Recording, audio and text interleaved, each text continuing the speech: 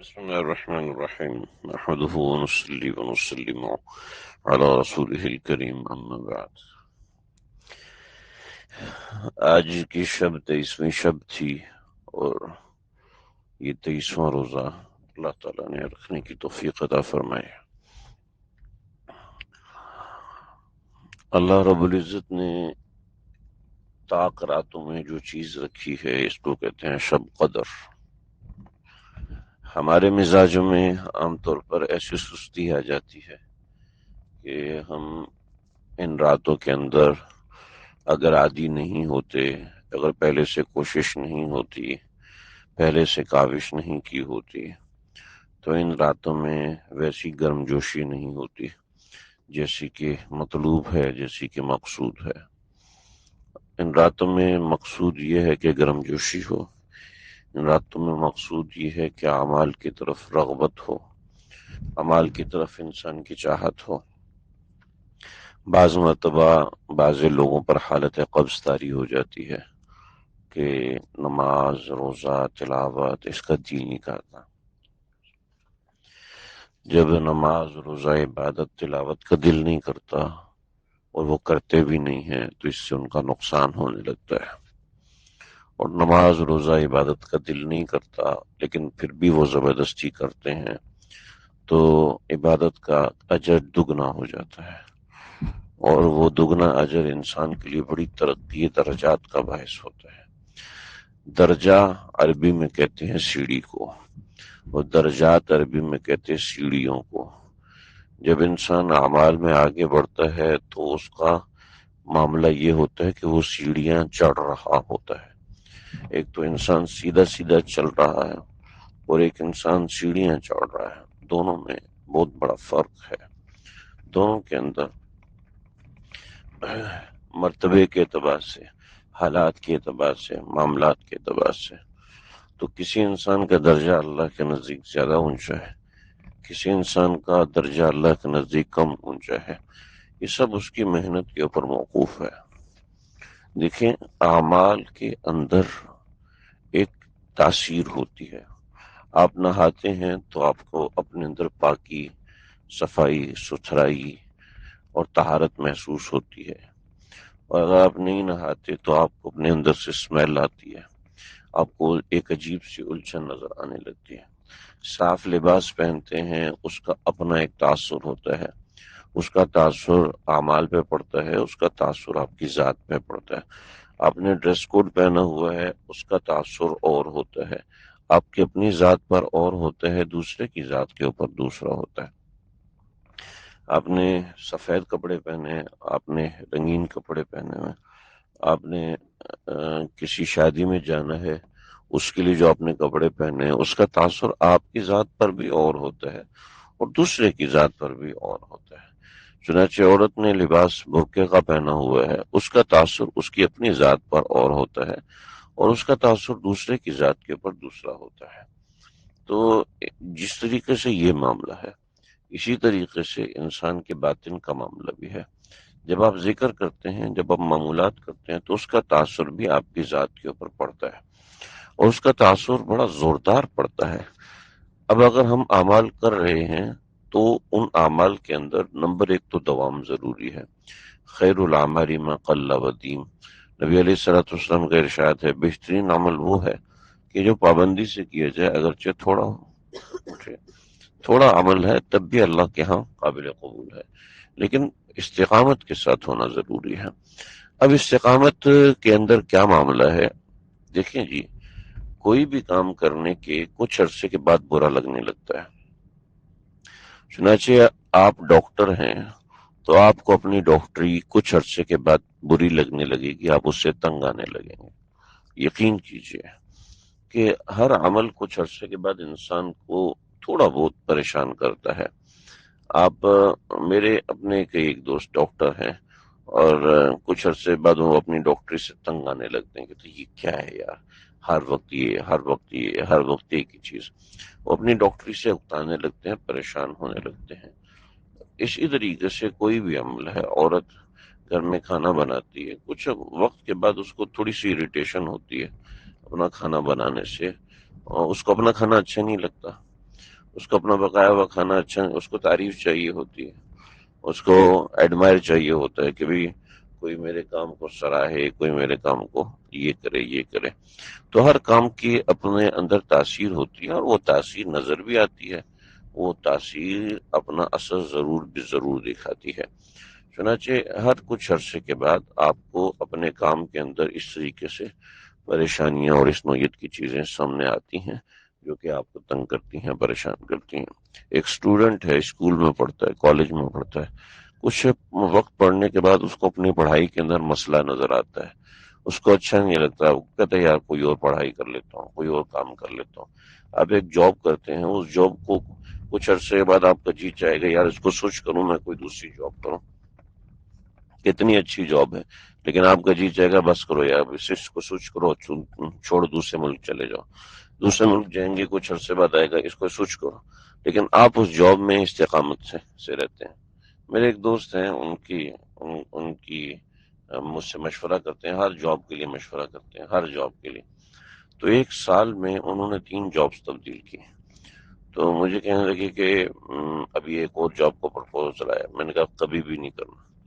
کہتا ہے نہیں اس میں پیسے زیادہ ہیں، ایسے ہیں۔ میں نے کہا دیکھو آپ جہاں بھی آگے اپلائی کرو گے بطور مثال وہاں سے آپ کو 1 لاکھ مل رہے ہیں، تو یہ 1 لاکھ ہی لینے ہیں یا پھر زیادہ لینے ہیں؟ کہا نہیں زیادہ لینے ہیں۔ میں نے کہا مجھے بتاؤ آپ زیادہ لینے کے لیے جب اگلی کمپنی میں اپلائی کرو گے، اوکے کہ یہ امپلائی کیسے ہے؟ 1 سال میں تو اس نے 3 جاب سوچ کی ہیں، جب 3 جاب سوچ کی ہیں تو یہ آگے کیسے بڑھے گا؟ تو آپ کی سی وی کے اوپر یہ ایک کوشچن مارک لگ جائے گا۔ ان کو پتہ ہے کہ یہ امپلائی ایک جگہ ٹکتا نہیں ہے، لہٰذا وہ کبھی بھی آپ کو 1.5 لاکھ کا پرپوزل نہیں دیں گے۔ آپ کو جی مجھے 1.5 لاکھ کا پرپوزل دے رہا، میں نے کہا آپ پہ اعتبار ہی نہیں کریں گے، اور جب بھی پہلا مسئلہ آئے گا تو اٹھا کے آپ کو نکالیں گے کہ بندہ ویسے ہی ہمیں چھوڑ کے چلا جائے گا، لہٰذا اگر آپ کو ڈاؤن سائزنگ ہوئی تو سب سے پہلے آپ کو نکالا جائے گا۔ تو دیکھو جی بات اتنی سی ہے کہ ہر جگہ پر استقامت مقصود ہے، مطلوب ہے، اور اس ہر کام کا تقاضا یہ ہوتا ہے کہ اس کام سے انسان کو کچھ نہ کچھ اکتاہٹ ہوتی ہے، یہ اس کام کا امپریشن ہے جو آپ کی لائف کے اوپر پڑتا ہے۔ آپ کو اس امپریشن کو کس طریقے سے جھیلنا ہے، آپ جھیلتے ہیں۔ آپ کچھ عرصے بعد شوہر اچھا نہیں لگتا، کچھ عرصے کے بعد بیوی اچھی نہیں لگتی، لیکن پھر معاملہ سیٹ ہونے لگتے ہیں، کچھ عرصے کے بعد بچے بھی اچھے نہیں لگتے، لیکن کچھ وقت گزرتا ہے کہ وہ معاملات وہی بچے اچھے لگنا شروع ہو جاتے ہیں۔ کیا ہے کہ تھوڑی دیر کے لیے غصہ آتا ہے پھر سیٹ ہو جاتا ہے، پھر تھوڑی دیر کے لیے غصہ آتا ہے پھر سیٹ ہو جاتا ہے۔ یہ ساری میں نے آپ کو مثالیں دی۔ خود ہمارے اپنے درجے کے اندر ہم دین کے کام میں لگے ہوئے ہیں، اور وعظ و نصیحت، قرآن اور حدیث، اس کے علاوہ کچھ بھی نہیں۔ ہر کچھ عرصے کے بعد میرے کئی ساتھی ایسے ہیں، علماء کرام، مفتیان اعظام، کئی ساتھی۔ ابھی میرے ایک بہت اچھے مفتی صاحب، بڑے ہی بہترین مفتی صاحب، ان کے ہاں ولادت ہوئی، اور ظاہر بات ہے ولادت کے اندر خرچے ایسے کھلے ڈلے آتے ہیں۔ بیچاری نئی نئی شادی ہوئی اور اب ولادت ہوئی تو کہنے لگا میں تو تنگ آ گیا، بھئی یہ کیا ہے، اور یہاں تو اتنے پیسوں پہ پیسہ لگ رہا ہے، بہتر ہے میں یہ کام چھوڑ کے میں جاب کروں، میری تو اتنی فرصت ہی نہیں، کل کو دوبارہ ہوا تو میں تو پھنس جاؤں گا، میرے ساتھ تو بڑے مسائل ہیں، آپریشن اور یہ تو یہ ہمارے کام کے اندر تو پیسہ ہی نہیں۔ یعنی ماشاءاللہ پورا ہفتہ ڈیڑھ پریشان رہے کہ نہ بھی میں آگے کے لیے تو تیار ہی نہیں ہوں، آگے کی لائف کے اندر ہمارے پاس تو کوئی پرپوزل ہی نہیں۔ دین کا کام کرنے والے بھی اپنے کام سے پریشان ہو جاتے ہیں۔ تو یہ بات قدر مشترک ہے، اور جب یہ بات ایسی مشترک ہے تو آپ خود سمجھ سکتے ہیں کہ دین کے کام میں بھی یہ چیز ہوتی ہے، یہ انسانی فطرت ہے۔ جب یہ انسانی فطرت ہے تو فطرت کے اندر یہ معاملات چلتے ہیں، اور فطرت کے اندر یہ چیزیں ہوتی ہیں۔ لہذا جب آپ نماز پڑھتے ہیں، روزہ رکھتے ہیں، تلاوت کرتے ہیں تو مزاج میں اکتاہٹ آتی ہے۔ ایسا کچھ بھی نہیں ہے کہ اللہ ہم سے ناراض ہو گئے ہیں اور اللہ تعالیٰ ہمیں چاہ نہیں رہے کہ ہم اللہ کی عبادت کریں، ایسی مایوسی والی کوئی بات نہیں ہے۔ یہ انسانی فطرت ہے، نیچر آف دا مین ہے کہ اس کو اس نوعیت کی چیزیں، وسوسے، خیالات ایک طبعی بات ہے، اور اگر نہیں آ رہے نا تو سمجھ لو بڑے خطرے کی بات ہے، اگر نہیں آ رہے تو بڑی پریشانی کی بات ہے۔ اس کا مطلب یہ ہے کہ آپ عبادت صحیح طریقے سے کر نہیں رہے، آپ معمولات صحیح طریقے سے ادا نہیں کر رہے، تو اس وجہ سے ایسا ہو رہا ہے۔ اگر آپ معمولات صحیح طریقے سے کر رہے ہیں، عبادات آپ صحیح طریقے سے کر رہے ہیں اور معمولات میں صحیح طریقے سے لگے ہوئے ہیں، تو پھر ایسا ہونا ایک طبعی بات ہے، ایک طبعی عارضہ ہے، ایسا ہوگا۔ چنانچہ یہ موقع ہوتا ہے آپ کے ترقی درجات کے لیے۔ دل نہیں چاہے گا تہجد پڑھنے کو، دل نہیں چاہے گا روزہ رکھنے کو، چلے روزہ ایک عادت بنی ہوئی ہے جو ایک معاملے میں چل گیا۔ اللہ رب العزت ہمارے معمولات کو توڑتے ہیں، کیونکہ جب کسی چیز کوئی عمل معمول بن جاتا ہے تو اس کے اندر وہ ایسی خاصیت نہیں رہتی۔ چنانچہ اللہ ہمارے معمول کو توڑتے ہیں کہ نماز پڑھنے کا دل نہیں چاہے گا، مسجد جانے کا دل نہیں چاہے گا، اذکار کرنے کا دل نہیں چاہے گا۔ اب اللہ جب اس کے اندر سے معمولات کو توڑ رہے ہیں تو توڑنے کے اندر اللہ رب العزت اس بندے کو کہ دل کو اکتاہٹ میں ڈالتے ہیں۔ جب انسان اپنے اوپر جبر کر کے وہی کام کرتا ہے، پہلے وہی کام شوق سے کر رہا تھا، اب وہی کام جبر سے کرتا ہے، جب جبر کر کے وہ کام کرے گا تو اللہ رب العزت اس کے ترقی درجات کا سبب اس کو بنائیں گے۔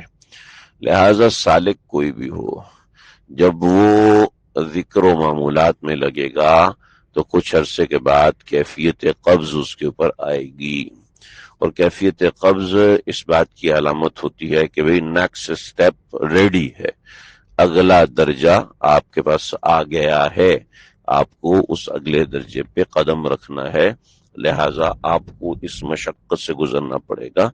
یہ حالت قبض کبھی طویل ہوتی ہے، کبھی چھوٹی ہوتی ہے، انسان کی آنکھیں خشک ہو جاتی ہیں، دل ہی دل میں مایوس ہونے لگتا ہے، اور اس طرح کی بے شمار چیزیں اس کے دماغ میں مزاج میں آنے لگتی ہیں۔ جی نہیں چاہتا کہ بھی شیخ سے رابطہ کروں، اور یہاں پر انسان نرقے میں آ جاتا ہے وہ نفس اور شیطان کے، کہ جی نہیں چاہ رہا شیخ سے رابطہ، ان سے رابطہ کرنے کا فائدہ کیا، ان کو اپنے حوال کی اطلاع دینے کا کیا فائدہ۔ اب وہ یہ کیفیت ایک دفعہ وقتی طور پہ آتی ہے، انسان اس کیفیت کے اوپر سمجھتا نہیں ہے، یہ سمجھتا ہے کہ بس میں تو فل اینڈ فائنل ہو گیا، میرا جی بھر گیا، جتنی چیزیں پتہ چلنی تھی وہ مجھے الحمدللہ پتہ چل چکی، اب مجھے آگے مزید گائیڈ لائن کی ضرورت نہیں ہے۔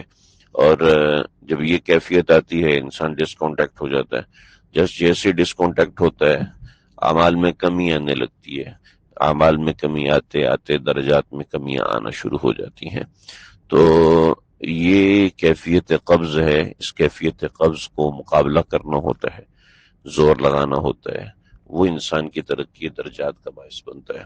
اب ایسا بندہ جب ایک دفعہ رک جاتا ہے تو پھر اس کو جذبات ہے اگلے رمضان میں، پھر جذبات ہے 4 مہینے کے بعد، پھر جذبات ہے 6 مہینے کے بعد، لیکن اس کو پتہ ہے کہ میں نے یار ایسے ہی کرنا ہے، اس لیے وہ ایک درجے میں مایوس ہو جاتا ہے۔